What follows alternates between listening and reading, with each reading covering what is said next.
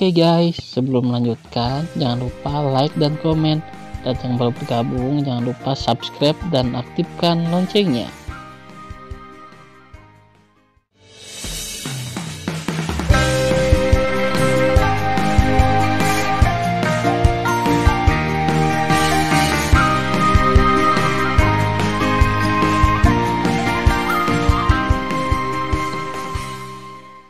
Episode 9. Melanjutkan cerita sebelumnya. Yah, aku percaya saudaraku. Di hati Xiao Xing, saudaraku selalu yang terbaik. Fang Ziqing tersenyum. Mulutnya manis sekali. Tan Yun berkata sambil tersenyum, mari kita hias tokonya. Selanjutnya, Tan Yun dan Fang Ziqing memasuki lantai pertama toko. Tan Yun mengeluarkan semua jenis rak dan plakat yang dia beli dari Xianji. Dan kemudian Fang Ziqing mulai mendekorasi di lantai pertama hingga keempat. Menurut persyaratan Tan Yun, dia mengatur rak untuk menjual pil di lantai pertama, senjata ajaib di lantai 2, jimat di lantai 3 dan formasi di lantai 4. Sesuai dengan persyaratan Tan Yun, dia mengatur rak untuk penjualan pil obat di lantai pertama, rak untuk menjual senjata ajaib di lantai 2, rak untuk menjual jimat di lantai 3, dan rak arai di lantai 4. Ketika Fang Ziqing mengatur rak, Tan Yun memegang pedang, mengukir 5 kata, 4 keterampilan kota Tiange, pada plakat, dan kemudian menyimpan plakat di dinding luar paviliun. Kemudian, dengan senyum puas, Tan Yun memasuki paviliun Sentian dan mulai membantu Fang Ziqing mendekorasi bersama. Pada saat ini, di jalan dekat toko Tan Yun, seorang penjaga toko dan bos sebuah toko terkenal berkumpul dalam kelompok untuk menunjukkan dan mengomentari plakat yang tergantung di toko Tan Yun. Tutut, jika saya tidak salah, Tiange kota Sishu harus menjual pil, susunan, senjata, dan jimat, tetapi nada namanya tidak kecil. Hahaha, iya, sangat lucu 4 keterampilan kota Tiange. Pada saat yang sama, kota luar, Xiaohu Mansion. Di sebuah ruangan antik tapi mewah, Xiao Suo sedang berbaring di sofa, dan anggota tubuhnya yang patah telah dihubungkan oleh seorang lelaki tua di depan sofa. Wanita tua yang pahit itu berkata, dengarkan budak tua itu, Tuan Muda. Budak tua itu akan mengirimmu ke menara abadi ruang waktu untuk memulihkan lukamu. Jangan khawatir, selama kamu memasuki menara abadi, kamu dapat memulihkan paling banyak besok pagi. Mendengar ini, Xiao Suo tidak bisa bergerak, menggertakkan giginya dan berkata, dalam hatiku, tidak ada kebencian semalam. Aku harus membuat anak itu mati malam ini. Bum bum bum. Dengan langkah cepat, seorang pengawal memasuki ruangan dan dengan hormat berkata kepada Xiao Suo di sofa, Tuan Muda ketiga, anak laki-laki yang menyakitimu telah menemukannya. Katakan di mana itu. Xiao Suo berkata dengan penuh semangat. Pengawal itu berkata dengan jujur, bocah itu menyewa toko itu sekarang. Nama tokonya adalah kota Sishu Tiange. Dia adalah leluhur. Fitur wajah Xiao Suo sangat terdistorsi. Pengawal itu berkata dengan jujur, saya telah memberitahu Tuan Muda kedua tentang cedera Anda. Tuan Muda kedua harus dalam perjalanan kembali ke rumah sekarang. Sebelum penjaga itu berbicara, seorang pria muda dengan sosok perkasa berjubah putih masuk ke ruangan dengan wajah muram. Orang ini adalah saudara kedua Xiao Suo, Xiao Chan. Kakak kedua, kamu kembali. Xiao Suo memandang Xiao Ken di sofa, seolah-olah dia memiliki tulang punggung, dan menangis. Kakak ketiga, kamu telah dianiaya, dan saudara kedua akan membalaskan dendammu. Xiao Chan berkata dengan mata merah, siapa yang menyakitimu? Kakak kedua, dia adalah bos Tiange di kota Sishu. Xiao Suo menangis. Sial, berani menyakitimu. Kurasa dia sudah tidak sabar. Seluruh tubuh Xiao Chan dipenuhi dengan nafas tingkat 9 ranah hukum abadi. Matanya tajam dan berkata, adik ketiga, kamu tinggal di rumah menyembuhkan lukamu. Kakak kedua akan mematahkan anggota tubuhnya dan membawanya kembali kepadamu. Kakak kedua, aku ingin pergi denganmu. Xiao Suo menyeka air matanya dan menggertakkan giginya dan berkata, kapan adik ketiga dipukuli seperti ini? Aku tidak tahan untuk sesaat. Aku akan menemukannya sekarang. 3 jam kemudian, malam menjadi lebih tebal dan bulan yang cerah terbenam di langit. 4 Seni Kota Tiange. Fang Ziking sekarang mengambil batu roh dan memasuki lantai 3 aula abadi ruang dan waktu untuk retret. Saat ini, di lantai pertama toko, Chu Xiao menyerahkan slip giok kepada Tan Yun. Bos, tugas yang Anda berikan kepada saya telah selesai. Di lembah, ngarai, dataran, sungai, dan hutan di kota luar kita, apakah itu umum atau langka, aku hampir mencatat obat peri dan bahan pemurnian. Ya, itu dilakukan dengan baik. Setelah Tan Yun memujinya, dia melepaskan pengetahuan abadinya ke dalam batu giok. Apa yang terlihat adalah ribuan bahan pemurnian dan nama-nama ratusan ribu obat abadi. Tan Yun cukup puas setelah melihatnya, karena banyak dari ramuan ini tidak hanya ramuan untuk memperbaiki pil hukuman, tetapi juga ramuan untuk memperbaiki pil pemurnian, bahkan pil manusia kaisar. Bahkan ramuan untuk menyempurnakan pil suci kaisar dan pil kaisar raja lebih dari setengah. Apa yang membuat Tan Yun sangat bersemangat adalah bahwa di antara bahan pemurnian yang tak terhitung jumlahnya, ada 32 bahan pemurnian, belum lagi pemurnian artefak abadi terbaik, bahkan artefak abadi dan artefak suci dapat disempurnakan. Ya, bisa dibilang kita punya segalanya. Tan Yun berkata dengan nada mendominasi, lihatlah, kita akan memiliki kekayaan besar dalam waktu singkat. Ya, bisa dibilang ada segalanya. Tan Yun berkata, lihat, tidak lama lagi, kita akan memiliki kekayaan yang besar. Jadilah orang terkaya di seluruh kota luar.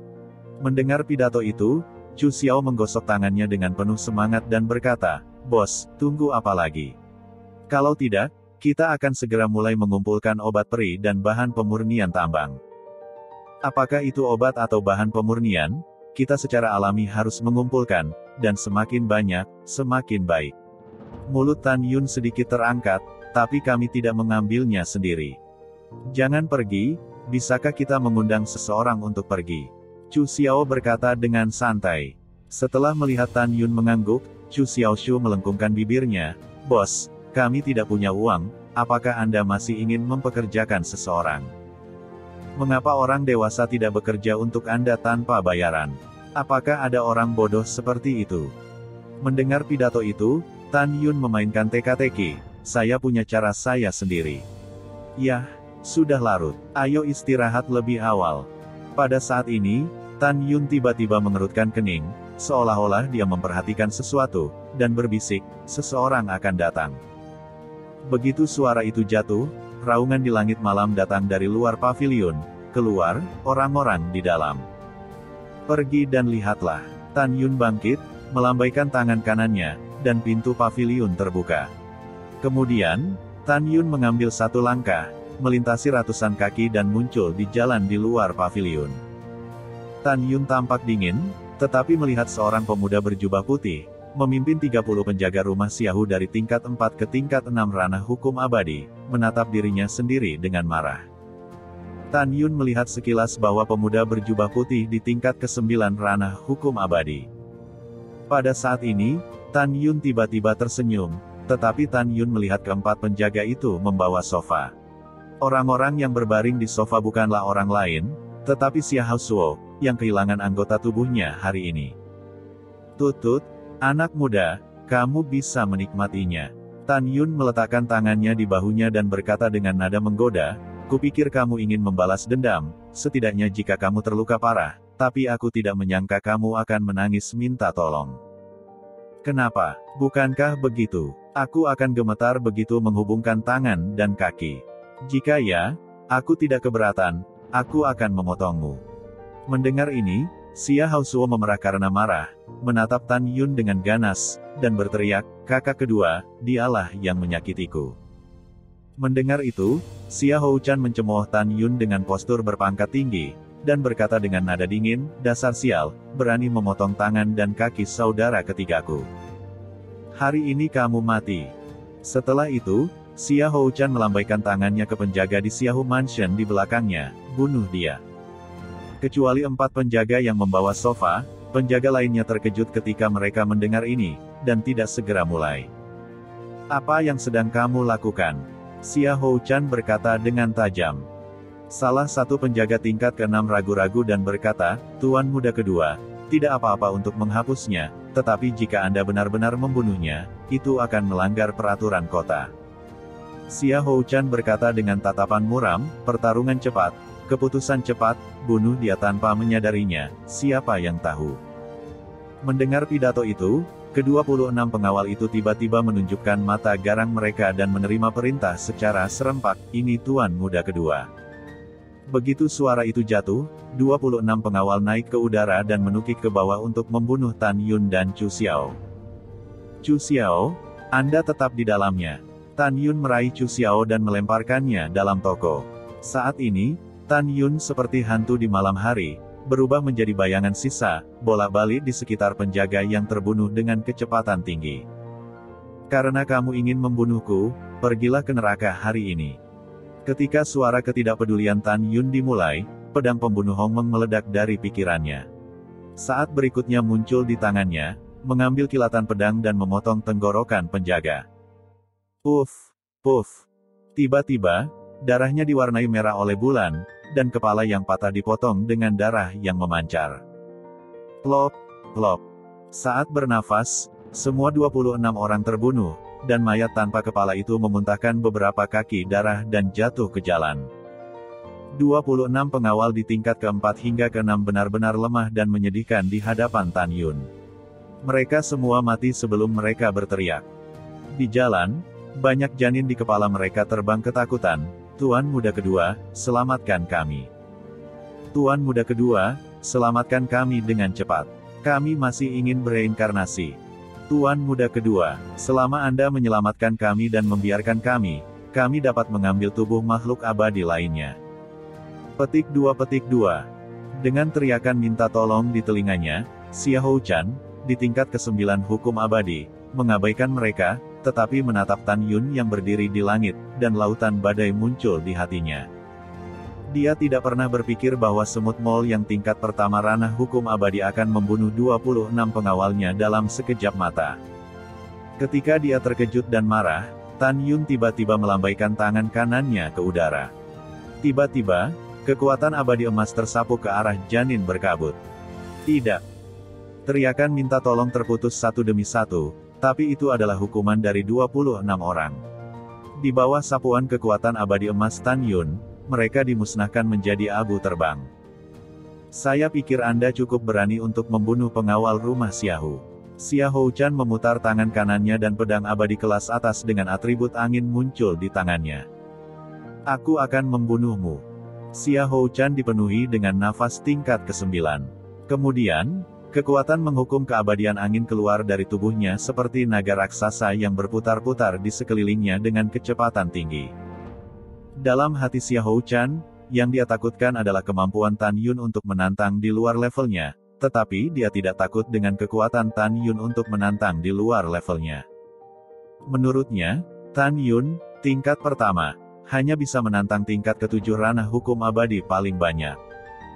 Dia lebih sombong. Bahkan jika Tan Yun adalah penyihir abadi dan dapat menantang tingkat ke-8 hukum abadi, dia dapat dengan mudah menghancurkannya. Suara mendesing. Xia Hou bisa sedikit lebih cepat dari kecepatan Tan Yun setelah dia melakukan langkah ilahi Hongmeng. Dengan tirai pedang yang cerah, dia menyelubungi Tan Yun di udara.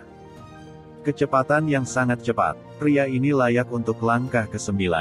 Mata Tan Yun tiba-tiba menyusut, dan dia tidak bisa menghindar di udara dengan pedang. Engah, luka sayat di lengan kanannya. Membunuh. Xia Houchan melintas di udara, menusuk dan memotong alis, leher, tenggorokan, dan jantung Tan Yun. Dang dang dang. Tan Yun memegang pedang pembunuh Hongmeng dan buru-buru memblokirnya di udara. Dia nyaris menghindari beberapa pedang mematikan, tetapi beberapa luka tulang yang dalam ditambahkan ke lengan dan kakinya. Di dalam toko, Chu Xiao berteriak dengan cemas, "Bos, kamu bukan lawannya. Tinggalkan aku sendiri, lari untuk hidupmu." Hahaha, aku, Xia Houchan bisa, adalah tingkat ke-9 hukum abadi. Jika kalian berdua bisa melarikan diri di bawah hidungku, bagaimana aku bisa hidup di dunia? Xia Houchan menyeringai muram dan membunuh Tan Yun dengan pedang. Bos, apa yang harus saya lakukan? Chu Xiaoxia mengepalkan tinjunya, air mata cemas mengalir di matanya. Melihat Tan Yun, Yang jelas bukan lawan Xiahou Chan.